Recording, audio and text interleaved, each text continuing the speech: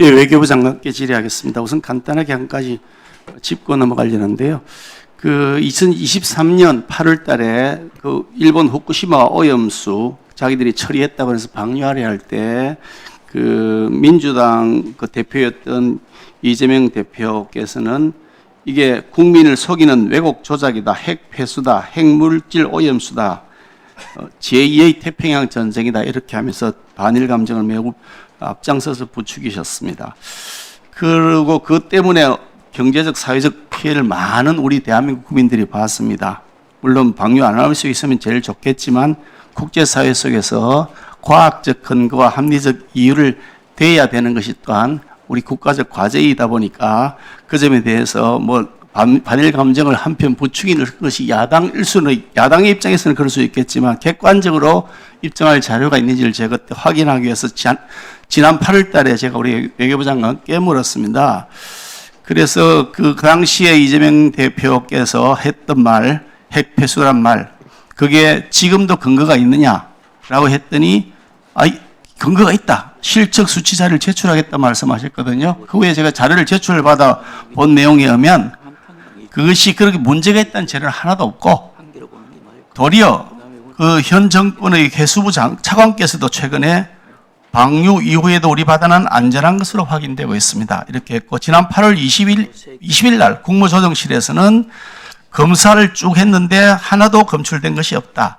그리고 남동해역 12개 지점, 서북해역 7개 지점, 원근해 21개 지점에 대한 시료 분석 결과 WHO 먹는 기준 대비 훨씬 낮은 수준이다. 이렇게 공식 발표까지 했거든요.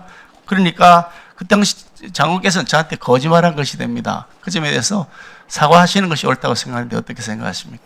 네, 사과드리겠습니다. 제가 말씀드렸던 것은 그 의원님이 질의하신 그것에 관해서 좋습니다. 뭐 사과하셨다가 됐는데 이게 뭐 사과받고 안 받고의 문제가 아니라 이제 앞으로 이재명 야당 대표가 아니고 대통령이지 않습니까? 그러면 앞으로 이런 이게 과학적이거나 이 합리적 근거 없이 국제사회에서 활동하기 어려울 텐데 그렇다 그러면 이것 때문에 생긴 수산업계의 피해, 국민적 불안감에 대해서 이재명 대통령께서도 적절한 방법으로 국민들에게 해명을 하는 것이 옳다 이렇게 생각합니다. 장관께서 그렇게 건의할 생각이 있으십니까? 네, 제가 건의드릴 생각은 없습니다. 그래요? 알겠습니다. 그럼 국민들에게 계속 거짓말한 거는 거짓말로 넘어가자 이거지요? 좋습니다. PT 띄우실래요? 트럼프 대통령이 이번 8월 25일 날 한미 정상회담 직전에 올렸던 트위터 X에 올렸던 글입니다. 잘 알고 계실 겁니다. 한국에서 무슨 일이 일어나고 있는 것인가? 숙청 또는 혁명이 일어나는 것 같아 보인다. 그런 상황에서는 우리가 그곳에서 사업을 할 수 없다. 이렇게 했고요. 그리고 뉴트 깅그리치라고 하는 미 하원 전 의장, 공화당 사람이죠. 여기에 보면 최근 이재명 정부가 정치 종교에 대한 전면적인 탄압을 한다. 숨막힐 지경이다. 새 정부가 정치적 반대자와 다음 PT 올려주세요. 정치적 반대자와 종교적 자유 옹호자를 탄압한다. 대규모로 보수 및 종교 지도자를 압수수색을 했다. 모욕적이고 위협적인 일이다. 미국의 사전 통보 없이 합동 공군기지의 한국 측 구역에 대한 급습을 감행할 정도로 오만했다. 이런 글을 올렸습니다. 이게 그냥 단순하게 일회성으로 일어나는 것이 아니다라는 생각을 저는 하는데 이번 조지아주에서 있었던 집단 체포 사건 이것이 단순한 법적 함의가 있는 것만이 아니라 정치적 함의도 있을 수 있다라고 아까 장관께서 답변하셨는데 그런 생각에 여전히 지금 변함이 없으신 거죠? 지금 이런 사안과는 무관하다고 확신하고 있습니다. 예, 장관께서 확신한다고 해서 사실이 달라지긴 안 하겠지. 장관이 확신한다고 해서 사실이 달라지는 건 아니니까요. 외교를 하시면서 국익을 극대화하기 위해서는 항상 최악의 경우를 우리가 상정해야 되는 겁니다. 그렇게 희망 고문하시면 어떡해요? 앞으로 또 재발할 수 있는데 지금 걱정되는 이런 겁니다.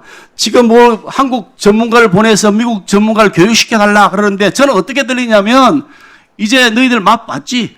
이제 전문가 보내서 우리에게 기술 이전해. 라고 저는 들립니다, 해석이. 그래서 이 기술 내주려고 나면 다 벗겨주고, 다 갖다 주고, 대한민국 어떻게 살아갈 겁니까? 그런데 제가 이해가 안 되는 것은 왜 한미 정상회담 할 때 700조라는 어마어마한 돈을 투자할 때 이 오랫동안 문제가 되었던 비자 문제, 왜 제시를 안 했습니까? 왜 제기하고 해달라고 그랬습니까? 해달라고 요청을 했습니까?